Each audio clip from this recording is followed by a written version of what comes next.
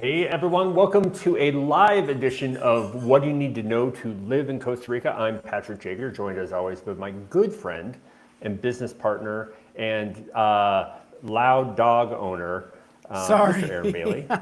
Well, he wants to Listen, play. he gets his zoomies right about now, and I realize we should not have scheduled this at this time. He wants to play. But here we are. So Sorry it's good to be everybody. with you all. Yeah, you're gonna see my hand like do this throughout this next hour. Well, for those of you that have been on our What Do You Need to Know to Live in Costa Rica YouTube before, you know that our job, we think, is to give you our honest thoughts on scouting and relocating and living and thriving in Costa Rica. We do not prescribe to the idea that there's a one size fits all. We do not prescribe to the idea that everyone should move to Costa Rica. 40% of the people that move here move away within a very short amount of time because they've realized that they can't figure it out, how to make it mesh. So a lot of what we have created is a system that allows you to really deeply figure it out. Now, there are lots of people that do relocation scouting, not lots, but there are a handful of others. They are all great at what they do. We all have just a little different perspective. So you'll never hear us say someone else has a bad program, but we are very proud of what we've built and we're thankful for you being here. But Aaron, as we always do, if they want to get more involved in your Pura Vida, how do they do it? They can email us hola@yourpuravida.com. This dog, I tell you, this is going to be a fun night. Hola@yourpuravida.com, or you can go on our website, yourpuravida.com/links. Yeah, we have fancy graphics tonight. I know, So it's really yeah, fancy. This here we live go. thing is, you're, This is our first time. so I'm MC and he's technical, like technical director and the switcher. So, you know, Yeah, right we brain, go. left brain, just saying. So it's not, you're not here just to talk to us. You're probably like, this is boring. We see you guys all the time. You are here because we have special guests tonight. Because when we say this is about our experience, it's also about the partners that we have collaborated with. And we really truly have great partners all across the country in all kinds of different areas. And we try to make sure that you find the partner that works for you. Who works for your neighbor might not work for you, but these are some of our favorites that we work with a lot. So without further ado, let us introduce our panelists tonight. The first one, you know her, you love her. She heads our education program. Andrea, hi. Hi, how are you doing today? Good, how are you doing? Doing great, and I'm very happy to be here with all of you. So, yeah, my name is Andrea Lazo de la Vega Moreno. I know that I have a very long last name. I have been an educator for 15 years now, and I'm really happy with what I do. I have lots of experience with primary schools and high schools, and also at university level. And I'm here to help you out with all the questions that you might have in terms of education in Costa Rica and how to look for the best school for your family. So I'm here to answer all your questions and super happy to be here with all of you. Yay, okay. Next up, from our partners at Cuatro Legal, this is our someone that we love for her brilliance in immigration. MJ, welcome. We're glad to have you here.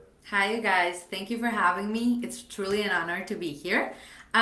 So my name is Maria Jose Matus. I'm an immigration specialist here at Cuatro Legal. I've been doing this for 5 years, if I'm not mistaken. It could be even a little bit more. So yeah, I'm really happy to get started here and offer the opportunity to go over all of your questions. Awesome. Well, we're thrilled to have you. Last but certainly not least is a good friend of ours and a neighbor of mine in Atenas, Andrew from Remax Costa Rica. Hi, bud. Good evening. Good to be with you all. My name is Andrew Partain with Remax Best Climate here in Atenas in the Central Valley of Costa Rica. And I've been with Remax for 15 years now. I grew up in South America, studied and worked in the United States. So I think I've got a little bit of the experience, maybe from a wide array of places to help people guide them, guide through the purchase process in in real estate. Awesome. Well, we're excited by that. It's going to be a little bit of a round robin, just so everybody knows. We won't force you guys to stay up on screen when you're not being asked a question and just kind of nod. So we're going to start, MJ, actually with you. Andrew and Andrea, we're going to get to you guys in a second. MJ, first questions are for you. So, and these questions, just to remind everybody, these have come from, the ones that we have right now, have come from people that have submitted either on our websites or on our YouTube page, or have sent us emails or WhatsApps because they knew that this was coming. And we got, I don't know, several dozen questions. So we're thrilled about that. First question, MJ, for you. Can I move to Costa Rica without becoming a resident? Okay, this is actually a tricky question. What we recommend to clients is that if you're moving to Costa Rica and you're looking for a more permanent stay here in the country, to always pursue a residency. The Costa Rican government have made several moves to try to eradicate what they call perpetual tourists, which are these people that, you know, they come to Costa Rica, they never get a residency, and they've been doing this for 20 years or even more. So the Costa Rican government has raised like a red flag on this type of cases, and we've had clients that when they're trying to do a border run, when they're coming back, the officer says like, you know, why are you coming and going? You've been doing this for far too long. And so what they do is that they start giving them less and less days on their entry stamps. So that might jeopardize, you know, your case if you're actually living here in Costa Rica permanently. Sometimes, you know, they have families, they have pets with them, and so it's a problem if what they get on their entry stamp is reduced from 180 days to just, let's say, 30 days. So the recommendation is always, if you're looking for a more permanent stay here in Costa Rica, to pursue a residency to avoid this kind of you know, hazards that could go through. I love the fact that you actually said something about it is the discretion of the border. Yeah, that's right. Guard. Whoever it's the is officer's there, discretion. That's right. Yeah. All right. Well, that's good to know. Now, let me just state though, and tell me if I'm wrong. When you first come, you can come on a tourist while you're figuring out if you want to become a resident, correct? Yeah, absolutely. That's right. You can come in with a tourist entry stamp. If you're from the US or Canada, you're going to get 180 days on your entry stamp. Like Patrick said, while you figure out your situation, you know, sometimes clients, they want to go and see different parts of the country to see, you know, do I actually like this place? Do I see myself in this community? So they kind of scout around before they actually close on renting a property or even purchasing a property. So yeah, you do have time to, let's say, like scout around the country before you actually start a residency process. Okay, second question to you. This is a hard one, I know. How long does the residency process actually take? Okay, tricky question as well. Currently, a residency process is taking somewhere between 18 to 24 months to be approved, where in most of the cases, and based on our experience and what we've seen, most of the cases are hitting the 24-month mark. What I always explain to clients is it's not a hard process, but the immigration department is still a public institution. So we still have to deal with bureaucracy, lack of resources, lack of personnel. And Costa Rica is currently a very popular destination. So there are tons of applications going through and being processed. So it's tons of files for the immigration department to review. So yeah, to keep everyone's expectations, you know, in a more, let's say, like realistic way, 24 months. Okay, 24 months. You guys have a lot of time to think through this a little bit. All right, MJ, Sure. we're going to be back to you, but I'm going to do a little rotate. Thank you very much. Sure. Andrew, you're up. I hope you're not nervous. Okay, you're sounding a little garbled, but I think you're going to be okay. First question: should I buy a home before getting residency? That's a good question.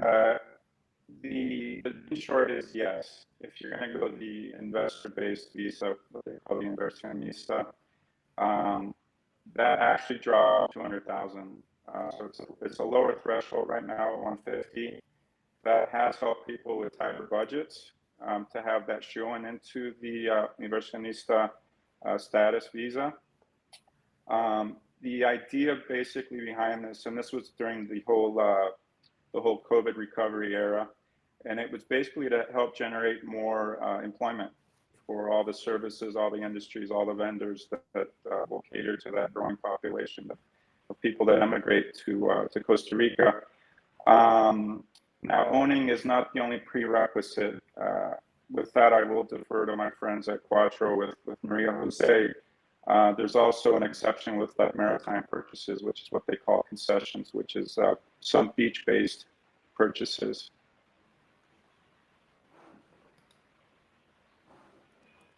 Okay, next question. Do foreigners have the same property rights as locals? That's a good question. They do. They have the same rights to purchase and own. They can do that through using their identification, their passport, or they can also do this by way of corporate entity, basically what they call a sociedad anónima, which is basically translates to a anonymous society, or what would be known maybe in the United States as a limited liability. And I'll defer to the legal department on that.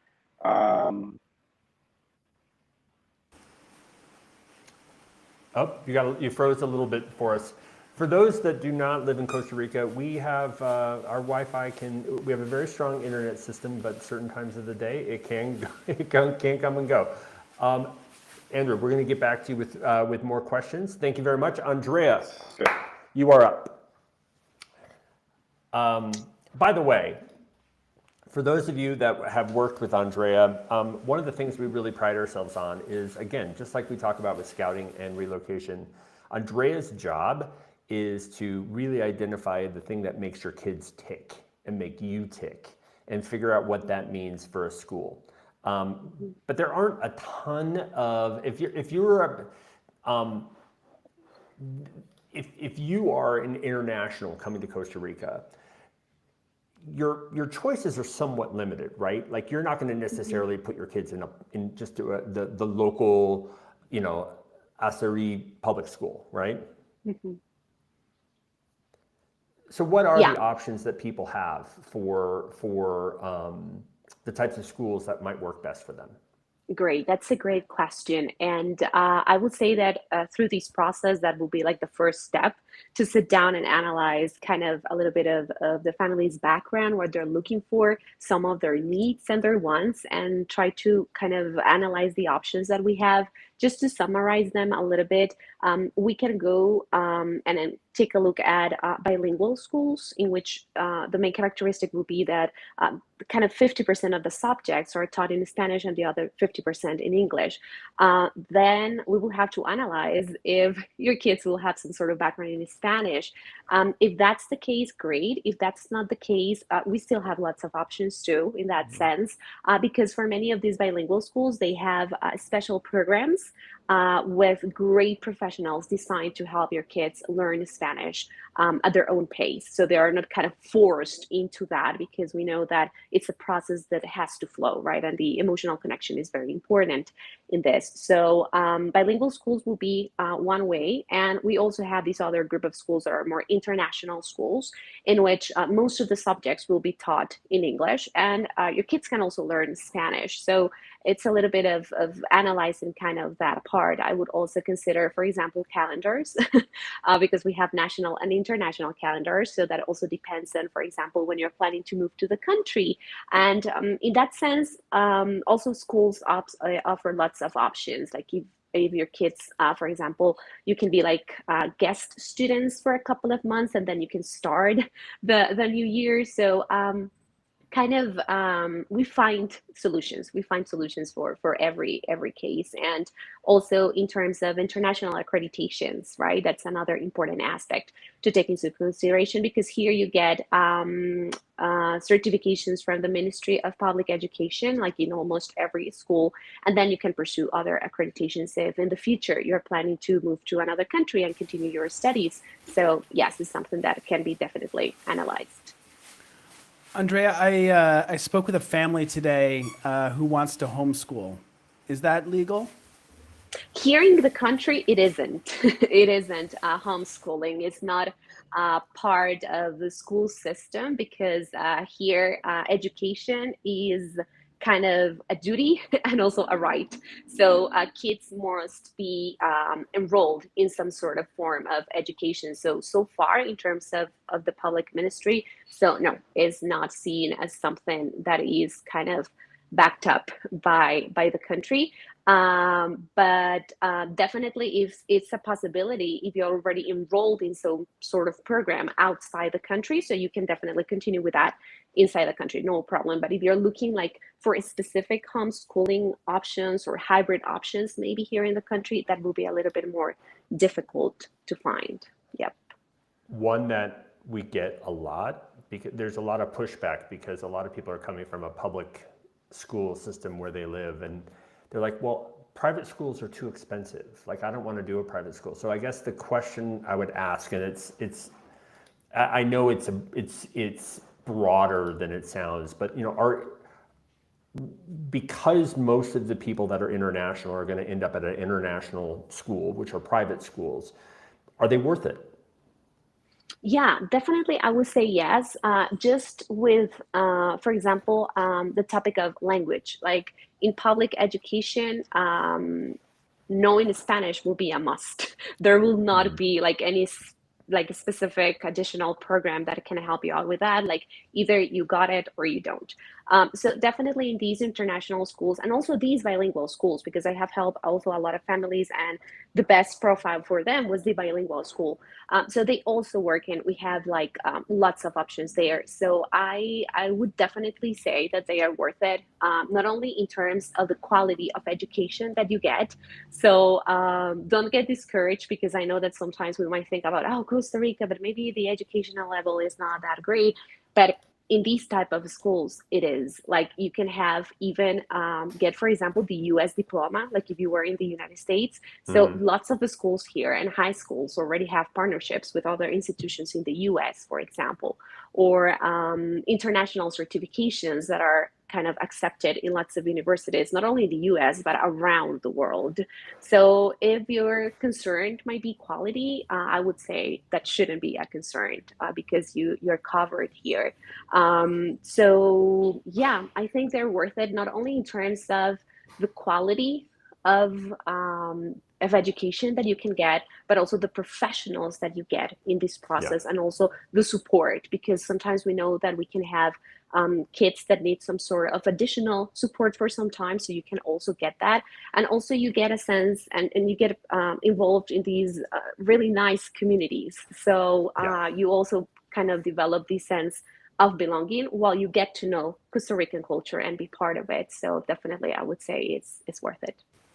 Can you? That's awesome. Can you touch thank real you. quick? We're gonna get back to you. We're gonna. I'm sorry, Aaron. Go. No, I was gonna say, can you talk real quick about the school year, the differences? We've got a commenter who's. Sure. What's the typical calendar look like? And Yeah, my dog is going crazy, y'all. Sorry. So in terms of the national calendars, like bilingual schools, some of them will follow the national calendar and some of them will follow the international calendar. So when we talk about the national calendar, basically it's from February all the way to November. Some of them, like the first week of December, that will be the calendar. And you have some vacation time like June, July, like normally like 3 weeks. That will be the and summer then break. December through February, that chunk is summer break. Exactly. And then for international schools, so they will start August, like late August, and they will have like the same calendar that you have, for example, in the US. So it depends a lot, right, on the family. Like sometimes they're going to move here to Costa Rica in the middle of the year, so maybe international calendar will work a little bit more, because I know that most families will like their kids to start school with the rest of the other kids, right? But also schools offer lots of options. If for example, some of them have open enrollment like all year long. So that's also a great option. Awesome. Thank you. Well, thank you very much. You're welcome. We will get back to you. And there are questions pouring in. And I really like, if you haven't had a chance, look at some of the comments that have come in. You have some fans that have logged in. Okay. Quattro Legal seems to be showing up in the chat. So yeah, hello. You brought to some all of our ringers friends in, at Jake. There's some Quattro. serious people here. All right, let's get MJ back. All right, let's get MJ back. You're doing really well on your technical stuff here tonight, AB. That's great to know. Okay, MJ. This is the question. Are you ready? I'm ready. Shoot. Is the rentista visa really gone? What are my options now? Okay. So the rentista residency is not actually gone. What happened is that the immigration department changed the regulations. Specifically, they made major changes on the rentista category. So basically, in the past, you were able to just show that you had 60,000 US dollars sitting in a bank account. It didn't really matter where the money came from, whether it was through, savings, income, passive income, it really didn't matter, okay? And then once the residency was officially approved, clients had to make monthly deposits into a Costa Rican bank account, a local Costa Rican bank account, okay? So with the changes, what the immigration department said is that rent, which in Spanish is basically what leads to rentista. So they said that rent actually needs to come from certain specifications, okay? So it's no longer possible to just show that passive income in your bank account and say, I just have the money just because, okay? So nowadays you can show, or in order to apply for the rentista, you will have to show that your income comes from either rental property. The property does not need to be based in Costa Rica. It could be anywhere in the world.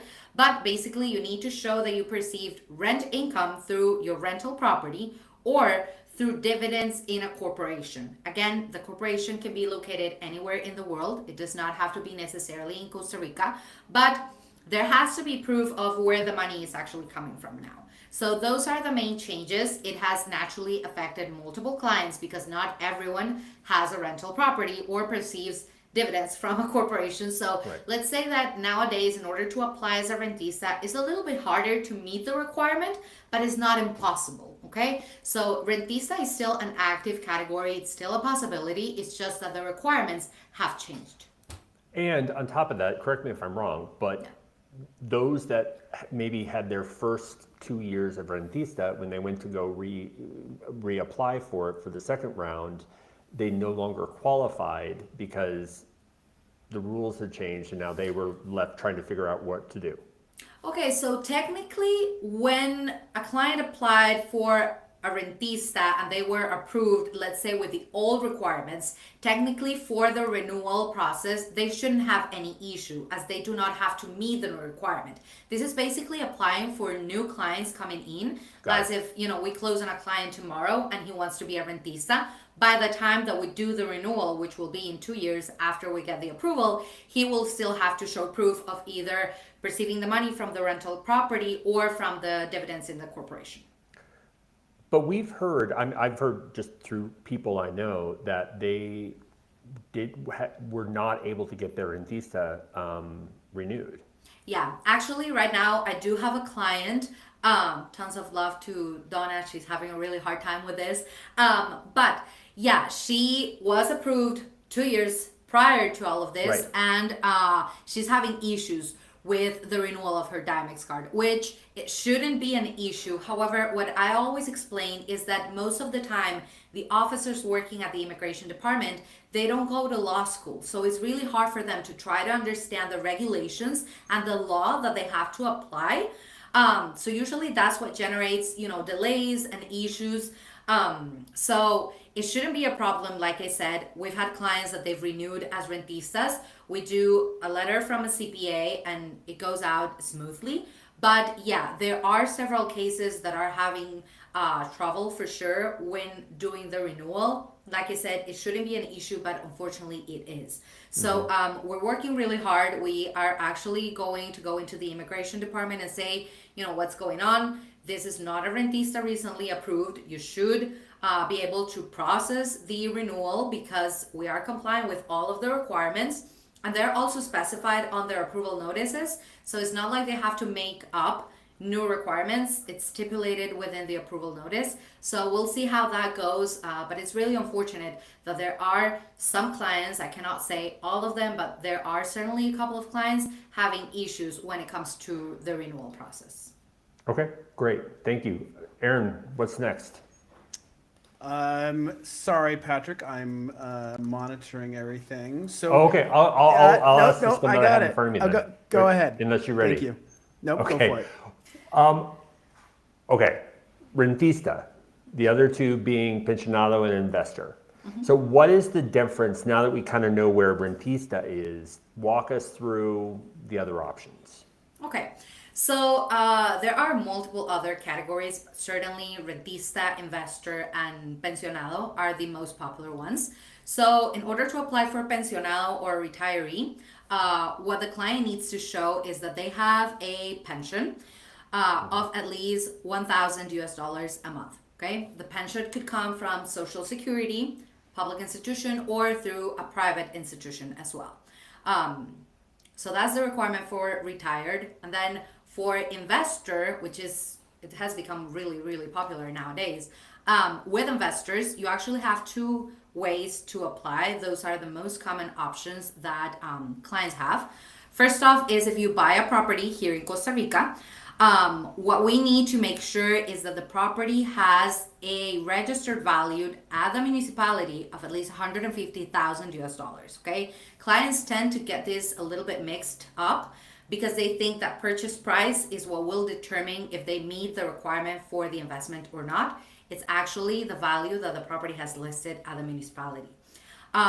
That's one option. And then the second option is if clients have a corporation registered here in Costa Rica. It's very common that when clients close on a transaction of a property here in Costa Rica, they do it through a Costa Rican corporation, mainly for purposes of liability, capital stock gain. Everything can be done remotely. It's easier to manage everything through the corporation. So most of the clients, they do set up a corporation and they close on the transaction of the property through that corporation. So if there is a corporation involved, we're going to use the shares within the corporation to apply for the investment, not the property itself. It's fine if the client has the property, it's yours, enjoy it. But again, what will be the vehicle for this type of investment will be the shares owned within the corporation. So in this case, what we have to do is make sure that the corporation has a capital stock value of at least 150,000 US dollars. Okay. Naturally, that will depend on the amount of shareholders that we have within the corporation. But if we're talking about just one person being 100% shareholder, then the capital stock value will have to be appraised at the 150 that I just mentioned. So it's a lot. I mean, I think for a lot of people, like, this is a lot. We're not going to answer this question for anyone tonight. Like, the whole idea is we can get them in contact with you. People can learn about this on their own. There's a lot of resources. Yeah. But the reality is, bully pulpit, you know, we are guests in Costa Rica, right? We are immigrants to Costa Rica. And just like there are rules as to who can move to France or the United States or Canada or Germany or New Zealand, the same thing is true for who can live here. Not everyone can move here. And that's just the truth. And that's, you know, that's part of moving abroad. It doesn't matter what country you're moving to. There are rules and regulations. Your job is to help them figure out the right one for them. That's right. That's why we offer complimentary calls to new clients. And, you know, sometimes they've done like research, so they kind of know like what path they kind of have to follow, but sometimes they don't have a clue. So that's why we do the complimentary calls to discuss each case. Each case is unique.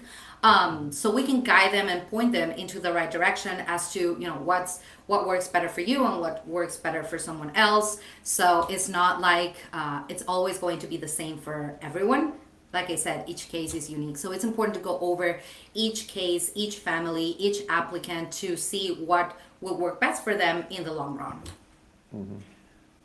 I'll also add that this has come up in a lot of conversations with prospective clients that just because the lower limit is 150,000 US dollars, doesn't necessarily mean that there's plentiful properties at that price point. Yeah. That you can find a house for $150,000, but it might not meet what you're looking for. So just keep that in mind. Don't automatically think because it's $150,000 that you're going to come in and find something that you might like for that price. Yeah, for sure. Yeah, yeah. Agreed. Okay, MJ, thanks. We'll get back to you. We're going to switch over to our friend Andrew. Mr. Partain, how are you? Okay. Good. We're having a weird garble with your earbuds. Why don't you just switch over to your phone or your other? Sorry about that. No problem. Oh, technology. Does that sound a little better? No, it's really faded. How about, does that sound a little better? A little bit, but Maybe. Let me go right back to how about there? That's better. yep. That's Okay. better? Okay, perfect. All right, we're going to perfect. try. I won't touch Because anything. what you're saying is really important. That's why if I would much rather spend the time. So we've gotten a lot of questions in already for you, but I have three here, or we have three here. First one is, what are the pitfalls for buying property in Costa Rica? Broad question. Sure. I think the pitfalls probably stem from not working with experienced assistants. I mean, whether it be real estate agent, an attorney, a knowledgeable attorney. I think a lot of those pitfalls could be avoided if you know people that have studied the market, studied the neighborhoods, values. The pitfalls can also be avoided during the process. You're going to want to always use home inspectors, topographers, white topographers. You want to make sure you don't have lot line feuds with your new neighbors once you move into your new house. You want to learn total out of pocket. I'm sorry to have seen people that find a property on their own, but don't do the math. So I think it's good to have an itemized idea of what you're paying completely out of pocket. And that includes legal costs, transfer taxes, escrow costs. And I'll preface by saying with escrow, it might be one of the most frustrating steps. And I just like to prep the fact that moving funds to Costa Rica to pay a seller can be a bit of a headache with the paperwork and documentation. I don't want to scare anybody, but I do want to say that they will delve a little bit into your personal finances. So I prefer to prepare people for that situation. Now, if you're buying land, there's other pitfalls that you also have to worry about. I've unfortunately seen people that go out, buy a property, are completely happy about the situation until they learn they can't build on all of it or any of it, Right. because Or have of no bodies water of water. rights. Yeah. Or even having water or electric to the property, or getting to the property legally. So those are some of the, I would say, initial key points I would probably focus on. So you're saying I did everything wrong? Literally everything wrong, but it's mostly worked out. But do not follow my lead here, folks. Work with people like Andrew and a real estate attorney so that you don't do what I did. Avoid some pain. Yeah. Exactly. One of the things is, and you talk about reputable, I think there's a couple things that people need to know. You don't need a license in the same way you do in the States. Like anyone can be a realtor technically, and almost every house can be sold by multiple people. Like there aren't a lot of exclusives. So you can have a crazy amount of effort. And because of that, people sell pieces of, like to your point, I know people that have bought pieces of land that said, shit, why did I just buy that? I can't use it. And then you can't sell it. Or you bring up a really good point with understanding property lines and your neighbors. And it's not just the house you're moving into, it's the community you're moving into.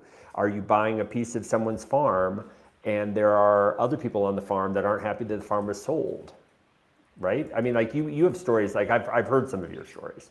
There's some stuff. Yeah, no pun intended, but to not get too in the weeds, there might be people that are picking your fruit that have rights to harvest what you thought were your trees, but again, you do see a lot of crazy things out there. Just because you wouldn't have thought of that situation before you bought property.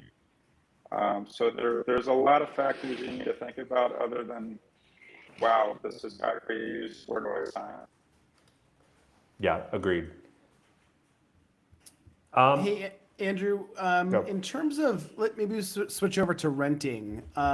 Are long-term rentals really hard to find, as some people say?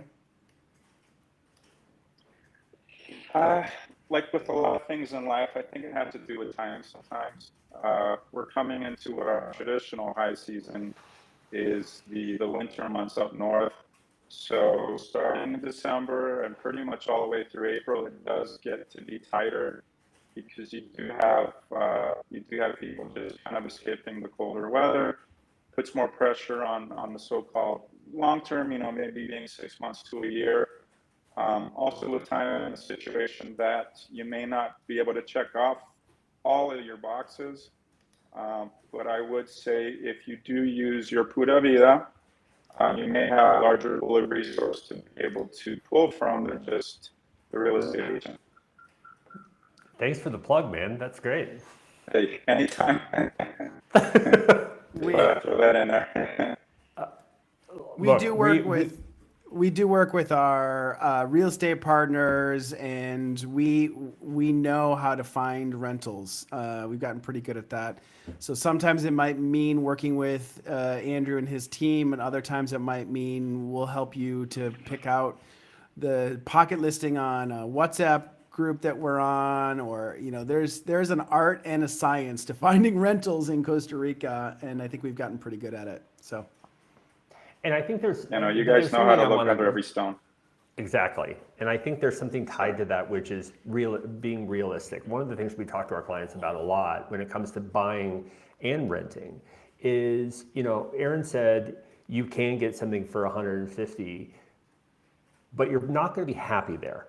Most people are not going to be happy with what they're going to get for $150,000 in, if you want to live in Tamarindo and you want to have $150,000, that's a shack. I'm not trying to be trite, but it's the same thing with rentals. You can get here for really cheap, quote unquote.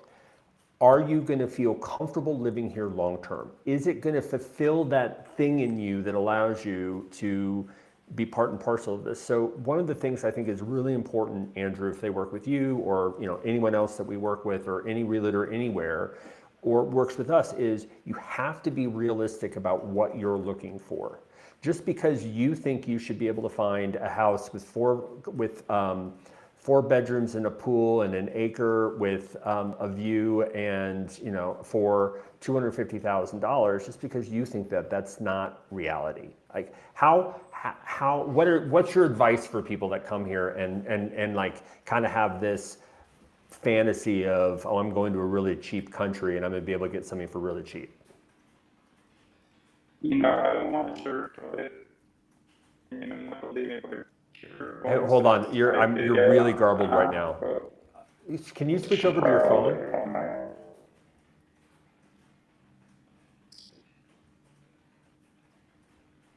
We can.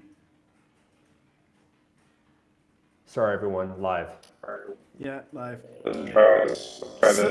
Hey, Andrew, instead of the speaker, select the microphone difference there. There we go. Maybe try your iPhone. This is the experiment, folks. That's right. How about now? How are we sounding now? Is that so much still better? garbled? Much better. Look at you, Andrew. Okay. I won't move. Technology. So you may not believe me. I just got an offer for a $107,000 home today. But you do need to understand, so we're talking a small 2-bedroom, 1 bath, a small front yard, nice neighborhood, a little bit of views.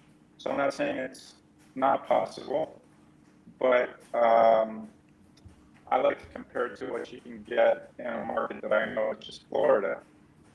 For what you can get maybe in Florida for 400 today, you could probably get for 350 in this town. But Patrick, in the 200 mark, I see a difference between a 150 home and a 2 to 250. A little more space, a little more elbow room, nicer finishes. So I want to completely discourage people from thinking they can have a nice home, but you do need to be realistic and not set yourself up for being discouraged. Here. All right, one more. It got a little garbled Sure. again. It might just be your Wi-Fi connection, quite frankly. Let's do one more real quick. Sure. Describe the escrow process. Really short. It's a really short question.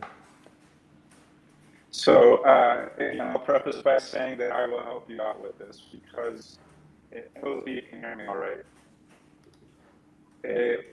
What you have to do is have an application process, and there's probably some questions that just don't make sense or you don't know what to answer.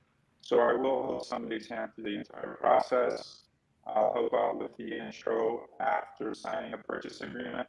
A purchase agreement is a prerequisite for starting the escrow process, so we really can't go anywhere without that. So once we have that purchase agreement, I try to do what I can to run with things as fast as possible. You are given, depending where the funds are going, if the funds are going to end up, let's say, in the United States with a US seller or Canadian seller, I think you could fund escrow within that same week. Otherwise, we tend to usually put a 10 working day escrow funding period because it's going to take you at least a full week to send the application. You might have to present, depending on where your funds are coming from, income statements from a W-2 or your savings if you're retired from your pension. What might be a little bit more complicated, but nothing that can't be managed, is if you sell a home and the proceeds of that sale are being applied to a purchase here in Costa Rica. They may want to see the bill of sale, the closing statement, etc. So again, there is some prodding there on behalf of the escrow company, but it's all manageable. Yeah, and one thing, and correct me if I'm wrong on this too, I've always understood that one of the reasons the escrow process is so critically important in Costa Rica is that Costa Rica really wants to make sure that there's no money laundering. And so they're going to put you through a bunch of extra hoops so this little country can stay neutral. Yeah, I don't want to be crude. Basically, they look at you as a money laundering until you can prove otherwise. So yeah. once you pass that last hurdle, they may ask to also have a local CPA certify your income, your funds. So it might be a little bit of the for questioning, but like you said, it really helps cut down on the money laundering. Yeah, agreed. All right, thank you, sir. We're going to pop you off, and I think, Aaron, let's you and I answer a few questions that have come up, not related to these three questions, just because we have gotten a bunch of others. Yep. And then we'll pop over to Andrea. Maybe let's just real quick. Yeah. Tracy asked what areas do you guys live in. We never kind of gave that up front. I live in San Jose most of the time, but then I also have a beach house. I know it's rough life in Playa Bejuco, which is about 30 minutes south of Jaco. And Patrick? I live in Atenas, which el mejor clima del mundo. Not really, but it's nice climate. But Atenas is west of San Jose and Arguela. We're about 25 minutes-ish to the airport. We're about an hour and a quarter to Jaco, depending on traffic. I can get to Aaron's house in about 45 minutes. Without traffic. Without traffic. It's my little Mayberry up in the mountains. Yes, Love it. Exactly. So a couple things that people have really wanted to ask about, Aaron, and we're gonna do some quick healthcare.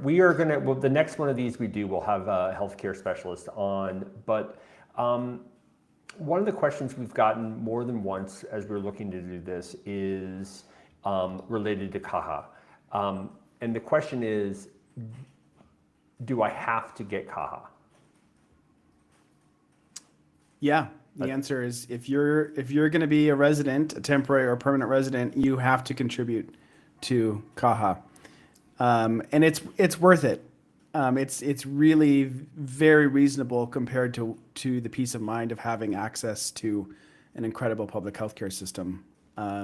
So yes, you do. You can, I believe, and this is probably a question for MJ, but you can pause your CAHA payments if you're out of the country for certain amount of time. But yes, you should be contributing. You have to contribute to CAHA if you become a temporary or permanent resident. But I think what you just said, I think is so critical. And again, sorry, we bully pulpit. I'm guilty. It's not that you should, you must. We are moving to a new country where our income, those of us that are working with either for a U.S. company or international company or on our own through a U.S. LLC or what have you, we're not taxed on our business. That tax income stays wherever you live. Costa Rica, though, has every right to tax you for living in Costa Rica, and that means not being, not trying to live here and figure out the loophole for not having to pay your taxes. We pay into the Social Security system. We pay into, you pay your property tax, you pay your car tax. That's kind of it. We don't have a ton of taxes. That's why it's an affordable place for a lot of people to live. But we will always tell you that it is, to your point, it is a privilege to move somewhere that has a public healthcare system. An amazing public healthcare system at that. Yeah. It is, though, for those of you that don't understand public healthcare system, it's a lot like Canada. You can get everything, but you might have to wait. So Aaron, for that, a lot of people do end up getting private healthcare as well. Private healthcare insurance and also just paying out of pocket. It's really reasonable to go to the hospital here to see a doctor, a hospital or a private doctor if you live in the right places. And $100 or even less to see a doctor for an hour, literally an hour. So you kind of know how to work the system, and you work both in the public and the private systems, and it all works out really well. So 2 questions I'm going to blend together that I'm looking at right now. One is, what's the cost of living in Costa Rica? And the other one is, can I live well on $2,000 a month? No pressure. You're asking me that? Come on, Patrick. The cost of living in Costa Rica varies wildly depending on how you want to live. We often say that, an individual who wants to live on $2,000 or under $2,500, it's possible, sure, but it's not going to necessarily be easy, especially when you first move here. As you are in the country for a while, you start to learn how you can save money, and you start to learn where you can move. And we often recommend spending a little bit more, stretching that budget in the first year at least, so that you have a comfortable place to live. $2,000 would be tight. We're not going to lie. We're not going to, tell you otherwise. But it's, possible. $3,000 is probably a much more reasonable budget for an individual. A couple, spending $4,000, it's certainly doable. Yeah, the thing I would add to that is, It really is how you want to live. You know, some people are like, I'm going to live off the land and I'm going to walk everywhere, or I'll take the bus. Well, if you don't speak Spanish and you live in a town that's all hills and not much sidewalk, walking everywhere is not going to sound as glamorous as you might think it is. This isn't a country with wide boulevards with amazing, pedestrian zones. That's not Costa Rica. So, people that are like, I'm going to walk everywhere, I'm going to take public transport, fantastic, but it's not for everyone. And for a lot of people, so when you think about that $2,000, you're talking about insurance, a place to live, transportation, food, clothing, spending money, travel. Visits back to your home country, which are important. Yeah, So yeah, it adds up. Oftentimes, you can find a furnished apartment. Sometimes you might have to spend a few $1,000s on furniture and appliances up front. So these things start to add up, and that's what we're here for at Your Por Vida, is to really help you to see the realistic picture of what it looks like and to strategize about how to really fully move here, settle in, and thrive long term. Yeah, I mean, we joke about like the dichotomy of I want to live at the beach, but I want to live at the beach for $1,500 a month. Okay, I don't think you're going to have I don't think it's the life that you're thinking you're going to have Right. moving from, Iowa or wherever you're moving, thinking that it's going to be idyllic. It's not at that price point. Like we said, Costa Rica is not for everyone. Where our job is not to get everyone to Costa Rica. Our job is to help the people that really qualify to move here and have the right ability to really thrive. All right, sorry, enough on that. Let's get Andrea back. We have a couple questions. Ooh, all right. Here we go. Here I There she am. Hi. is. Did you miss us? Yes, a lot, but I was Okay, paying great. attention to everything. Really interesting. First question. Yep. Do most kids in international schools become fluent in Spanish? I would say it depends. It depends a lot on the kid. It depends a lot on the school and also on the family. So with this type of topics, there is no guarantee, right? Like definitely it will happen because we have to take into consideration like a lot of aspects. Like for example, if they get here to Costa Rica when they are in primary school, so yeah, maybe yes, because they will have all primary school and high school to get the language. But if they come here, for example, at 8th grade, 9th grade, it's also possible, but it would take a little bit after they graduate, right, to be fluent in Spanish. Definitely, they will have like basic skills to communicate and to survive, right? But to be like really fluent, it will take some time. Also, in terms of like all the support that they can get also from the school, from the family, and definitely it will go hand in hand with how many hours you invest in the process. Something that really helps is that you will be surrounded by Spanish. So it makes the process so much easier, right? But yeah, I would say it depends. I think that's a really good one. I'm seeing our time. My gosh, this hour has flown by. Yeah. A second question for you. I'm very proud of the diversity of kids we've helped. We've helped kids that are on the spectrum. We've helped gifted and talented kids. We've helped kids with specific types of ways they learn. What's your advice to a parent that's trying to figure out what the right type of school might be for them? Yeah, exactly. I would try to summarize like the most important aspects to take into consideration. Like the first one, I would say like the academic program and also the curriculum, definitely. Like how does the school work in terms of international diplomas, for example, or how does the school support different learning styles and needs? What is the student to teacher kind of connection inside the classroom? What subjects or special programs do they offer beyond the core academics? also, for example, how does the school assess student progress? How much homework is typically assigned or no homework at all? What type of academic support is available for students in case they need some extra help?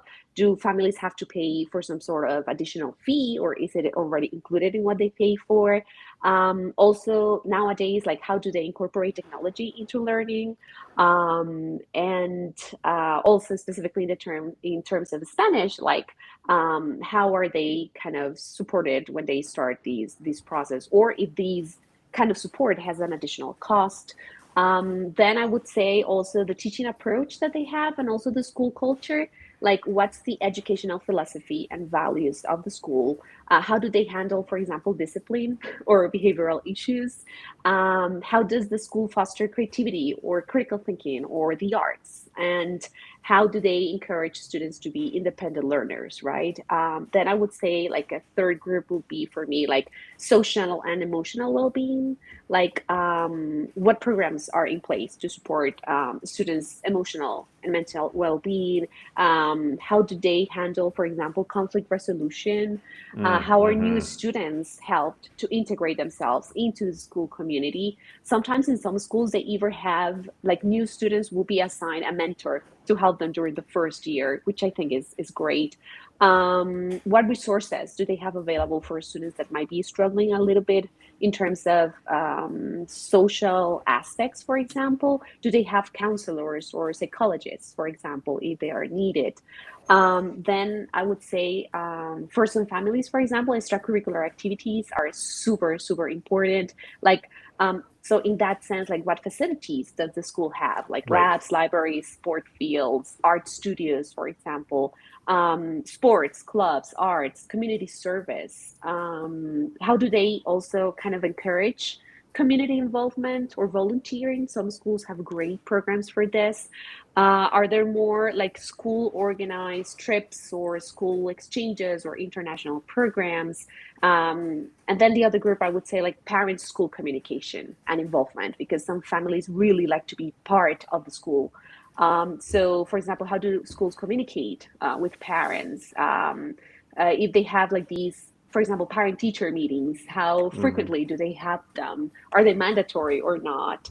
And then I would say, like, when you already choose the school, like, or when you're in that process, also to take into consideration admissions and logistics. Like, what is the admission process like? What about the timelines? What type of tuition fees do you have to take into consideration? Do they include materials, extracurricular trips?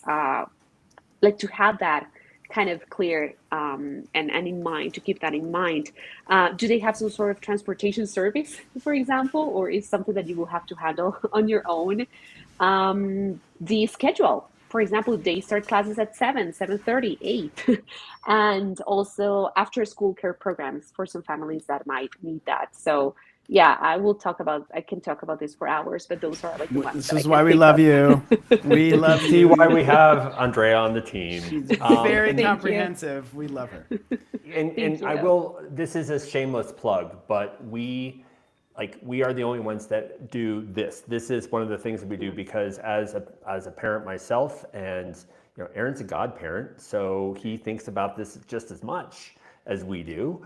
But as we think about how we do this, it really is important that you have someone that's really in your corner, because there's a lot to think about. So Andrea, Yeah. great. All right, Thank you. we're going to pull everyone back in because I'm looking at the time, and we said we were going to do this for an hour, and we're already 58 minutes in. That's insane. So here's what I'd like to do. We're going to just ask kind of one question to each of you. Before I do that, I want to just plug all three of these. Andrea, we just plugged how we work with her. When you work with MJ and Cuatro Legal, for our clients, we have a portal for them to directly communicate. Anyone that comes to do a scouting trip with us or relocation with us, we directly, so that there's a one-on-one bond. And Andrew, we can make intros to Andrew. You can look him up on your own as well. With both Cuatro and Remax, let me just be very clear though.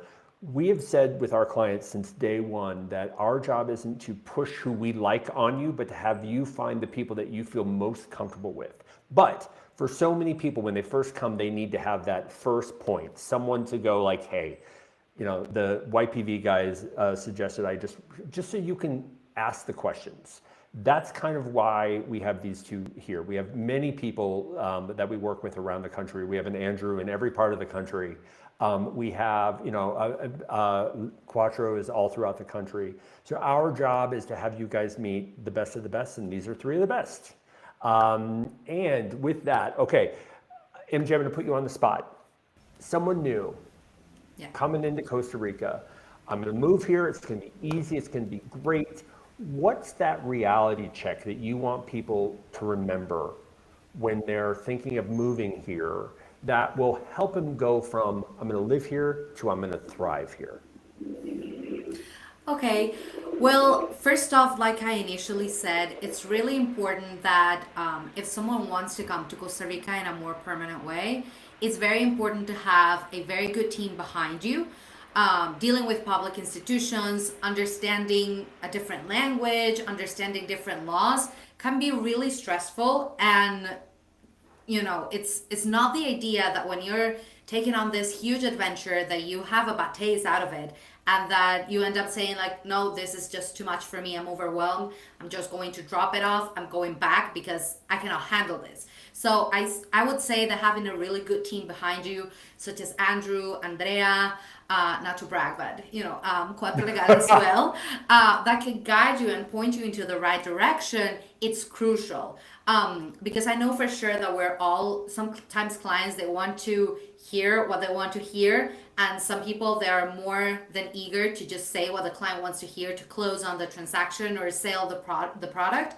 But our lemma here at Cuatro Legal is we care. So we absolutely care about all of our new clients, potential clients, clients that have been with us for huge amounts of time. So I would definitely say have a really good team behind you to support you, guide you, advise you, so that the whole experience of I want to move to Costa Rica, live the pura vida life, enjoy the country and so on, doesn't end up killing your dream because you were not well advised, not well prepared, and it's just because of a technicality that I didn't have a good team behind me.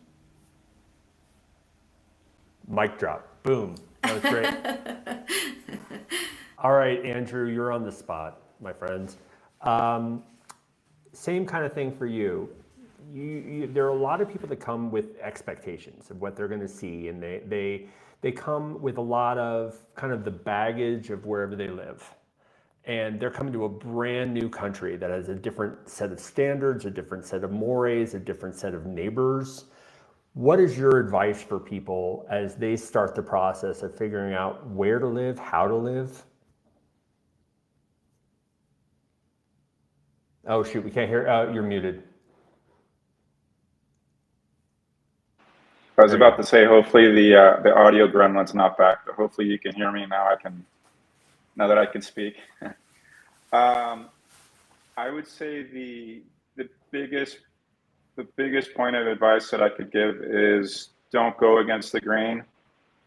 Don't try to swim against the stream, the current. It's because the mindset here, I think the pura vida mindset stems from the benefit of doing things slower. I think I was probably a New Yorker in a past life because I always want to run just by nature. And I actually had to get used to my new friends here because it was frustrating. But now I see that it's actually a benefit to be able to have that depressurized feel. I think it's actually a gift to be able to live in an environment that's not such a pressure cooker, or it's not so I need to have things like yesterday. So get used to mañana. Now the culture is also changing here because of the expectations of people moving here that want everything on the kind of a fast food. The Amazon of it all. So exactly, you said the exact word. I think there's actually a benefit of having the slowdown, and you should enjoy that slowdown. Smell the roses, as they say, right?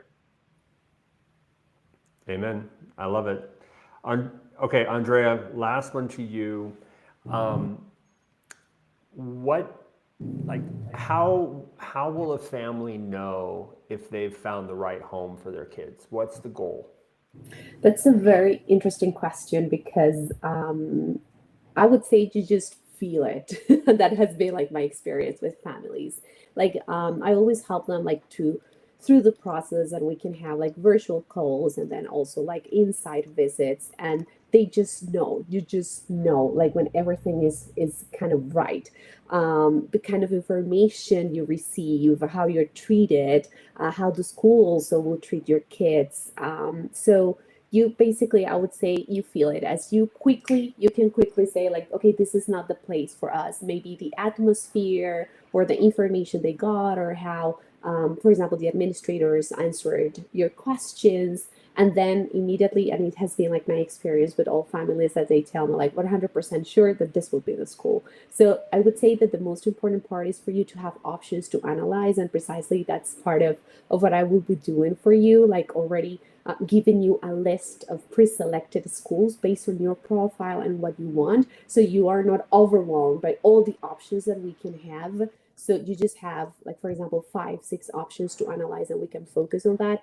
Because as MJ was mentioning, it can be overwhelming, right? Like really analyzing this and kind of going through these school system, and sometimes the information that you look at web pages not necessarily matches reality, and that's my part, kind of digging in and analyzing what you need. So yeah, you would just feel it, and if not, I'm here to guide you and also to give you as all the recommendations that you might need. And also adding to Andrew that he was mentioning about the mañana, we can also add the ahorita word in the pura vida lifestyle. Like ahorita, it's not really right now, just sit down and wait for it.